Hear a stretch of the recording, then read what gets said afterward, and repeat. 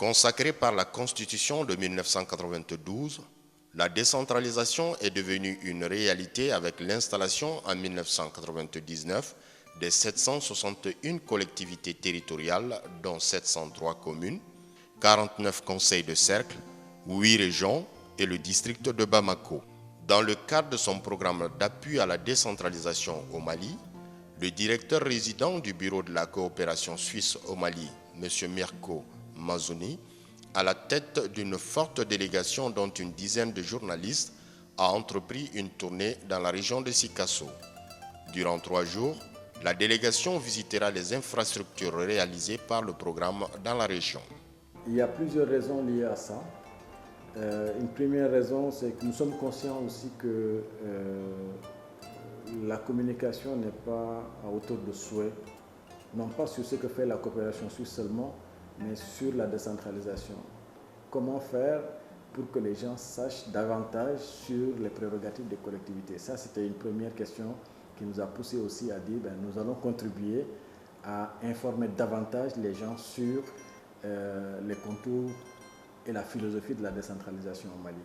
Arrivée à Sikasso, la délégation s'est rendue au siège du conseil de cercle où elle a eu droit à une présentation de la carte postale de la région, du rôle du conseil de cercle dans le processus de décentralisation et l'accompagnement de la coopération suisse dans la conduite du processus.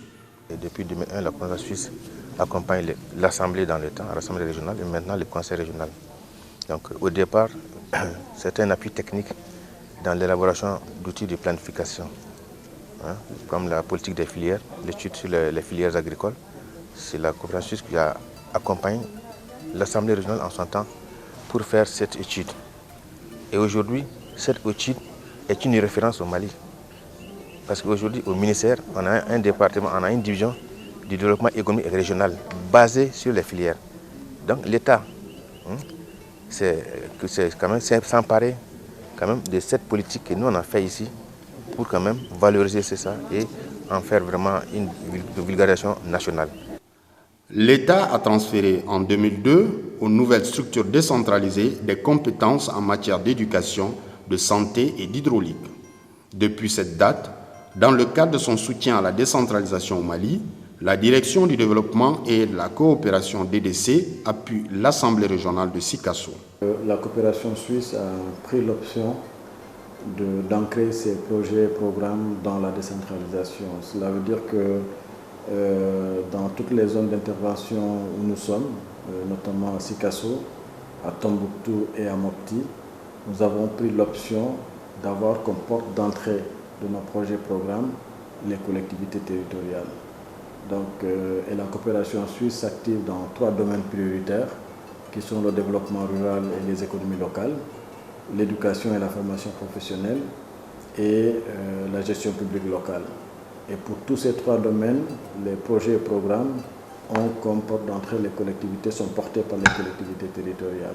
3e région administrative du Mali, la région couvre une superficie de 71 790 km², soit 5,8% du territoire national. La population s'élevait en 2009 à plus de 2 600 000 habitants.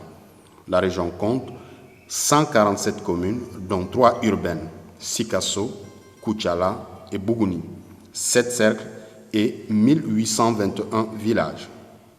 En 2000, le secteur primaire représentait 47% du produit local brut, le secteur secondaire 30% et le secteur tertiaire 23%. Les contraintes liées à la valorisation de ce potentiel sont le faible niveau des aménagements hydro-agricoles, de valorisation de produits agricoles et d'accès au financement et marché. L'aménagement et la mise en valeur de la plaine de Loulouni, qui s'étend sur une superficie de 62 hectares, financée à plus de 136 millions de francs CFA, répond à ce besoin des riziculteurs de la zone. Cet aménagement permet de soutenir l'augmentation de la productivité et la valorisation de produits locaux. La plaine de Loulouni fait 102 hectares. Et c'est une plaine qui est un peu alliée aussi avec l'autre plaine de Nimbougou. On l'appelle la plaine de Loulouni, mais c'est les deux en général. Quand tu prends les deux, c'est dans les 120 hectares qui ont été aménagés en 2005 avec le budget spécial d'investissement. Avec l'apport de la Aval, qui a eu à former et vraiment à structurer vraiment les exploitants, on est à partir jusqu'à 228 exploitants, donc plus de 100 femmes qui exploitent là-dedans.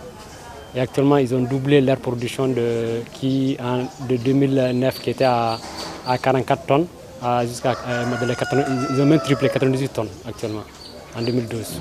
Le marché de l'Oulouni en cours d'aménagement s'étend sur 3,8 hectares, financé à hauteur de 300 millions de francs CFA par la coopération suisse à travers l'Association des municipalités du Mali.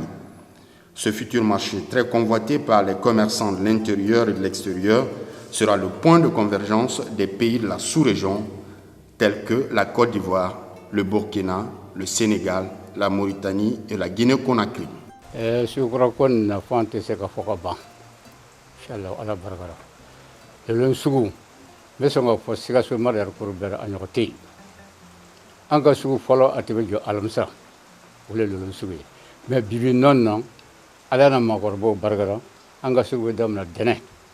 Tarata, Araba, Almusa, Ole Sugulonere, Juma avec Punche.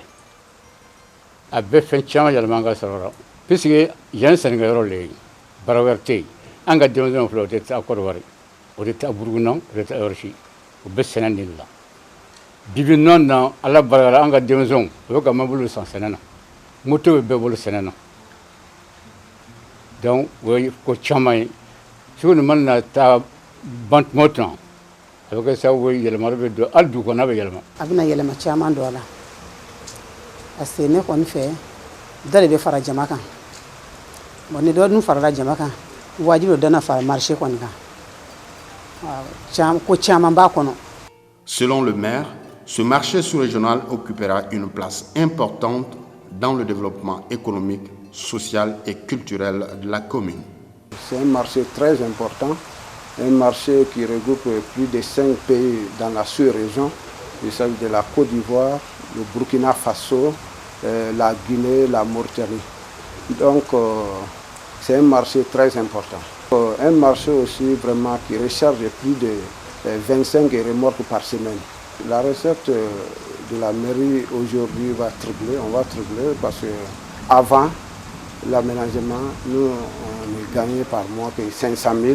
Mais je sais qu'avec le nouveau aménagement, on gagnera plus d'1 million par mois. Pour faciliter l'écoulement des produits agricoles et l'accès des commerçants au marché, des pistes rurales ont été aménagées.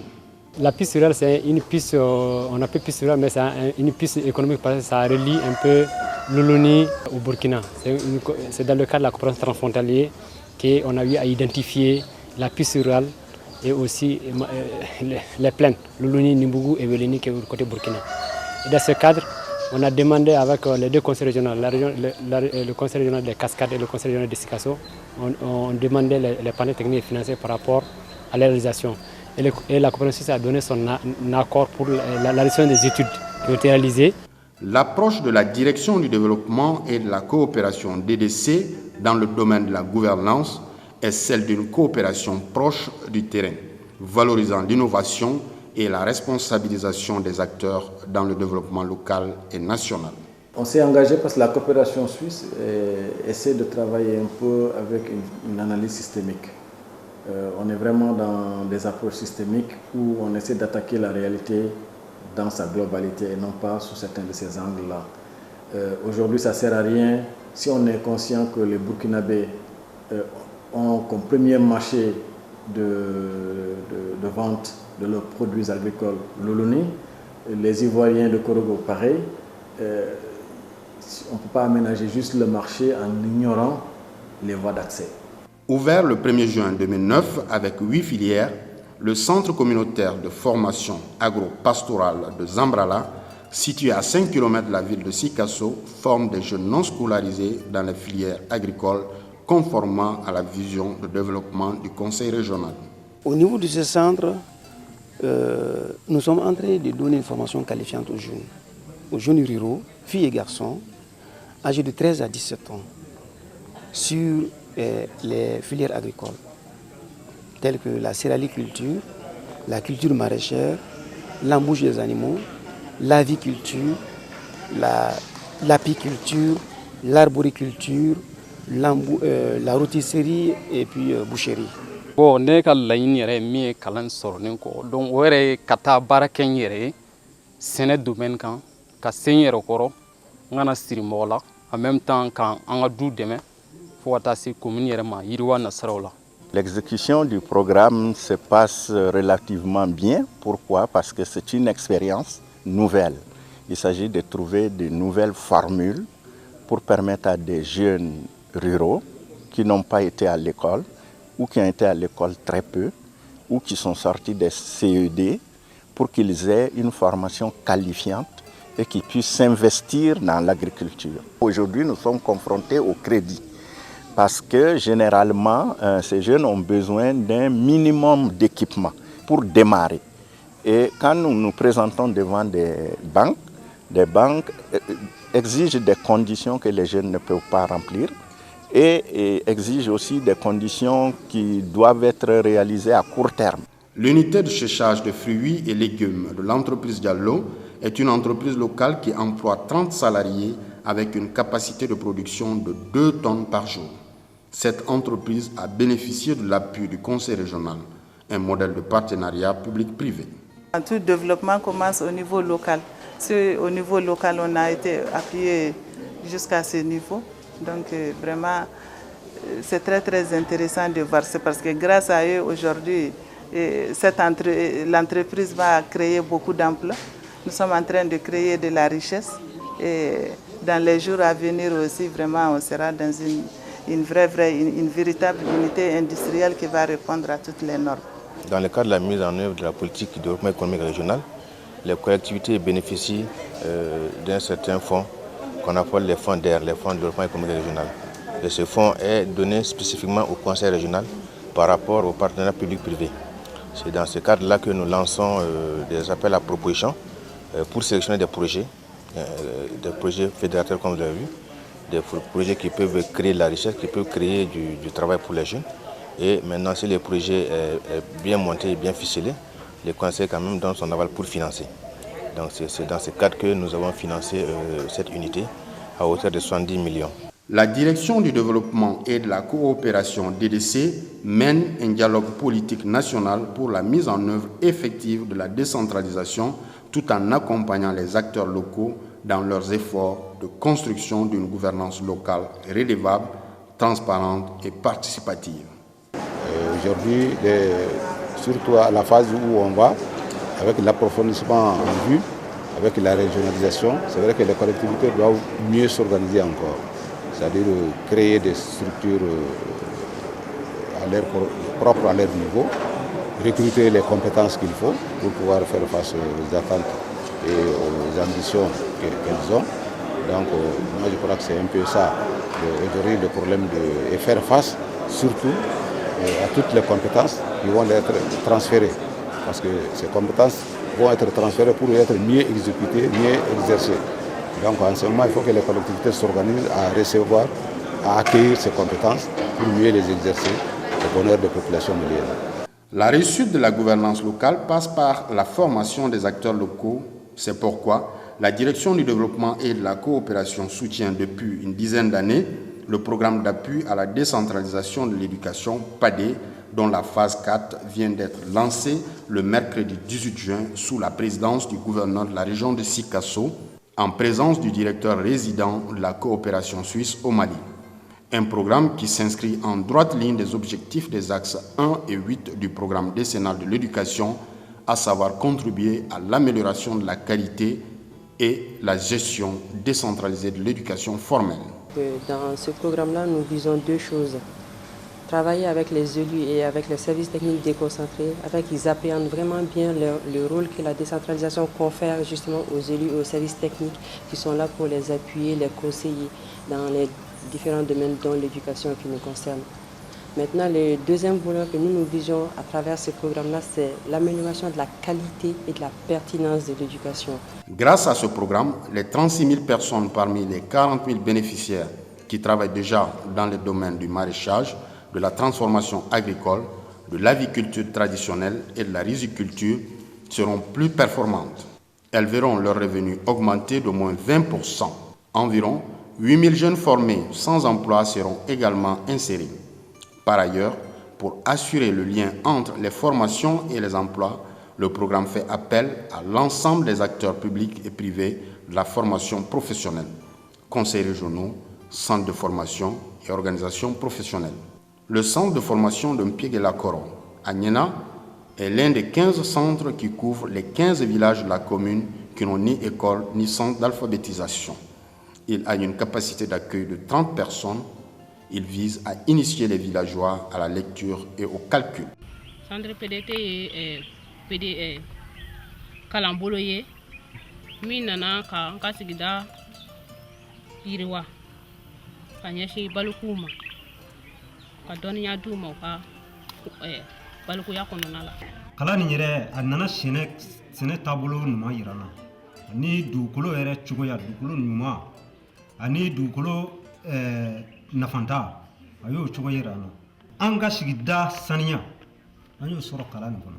Sigida saniya an'an ka bagan misɛnninw maracogo ɲuman ani bagan kumalu maracogo ɲuman an y'o sɔrɔ ani sɛbalo ɲuman kɛcogo an y'o kalan sɔrɔ kalan nin kɔnɔ. L'approche utilisée est celle de la pédagogie du texte. Cette stratégie est assez intéressante. Pourquoi? Parce qu'elle utilise justement les connaissances des personnes, elle les valorise. Parce que le cours commence avec justement une période de brainstorming où chacun parle d'un sujet et dit ce qu'ils font de ce sujet-là. Et de fil en aiguille, ils composent le titre de la leçon, ils composent des textes ensemble, qui est bien sûr corrigé ensuite par l'animateur ou l'animatrice. Et c'est ces textes-là qui servent de base pour tout ce qui est apprentissage de la lecture, apprentissage du calcul, etc. À l'issue de ce voyage de 3 jours, la délégation est désormais mieux informée sur le processus de décentralisation au Mali et la coopération entre le Mali et la Suisse. Je pense que la coopération Mali-Suisse est au beau fixe parce que les œuvres que nous venons de voir est vraiment la preuve de la bonne coopération entre les deux pays. Et nous savons tous que ce que la Suisse est en train d'abattre au Mali. Donc vraiment, nous les encourageons sur ça. Mes impressions, c'est des impressions qui sont très très positives. Dans la mesure, si nous voyons un peu les domaines d'intervention de la coopération suisse en 3e région, nous voyons d'abord qu'il y a l'éducation, il y a également le développement rural et il y a la formation professionnelle. Donc ce que nous avons vécu pendant ces 3 jours, je crois que ça vaut le coup vraiment de voir si toutefois on peut expérimenter ça également dans les autres régions du Mali. Cette tournée a été très bénéfique pour nous. Ça nous a permis vraiment de comprendre davantage la décentralisation au Mali. On a vu les acquis, les lacunes dans la région de Sikasso. On a vu également les apports, l'aide que la coopération suisse a apporté pour que la décentralisation puisse encore être faite d'une manière assez satisfaisante. À la lumière de la crise sécuritaire et institutionnelle, il importe désormais d'instaurer une gouvernance démocratique en impliquant les collectivités territoriales dans la gouvernance.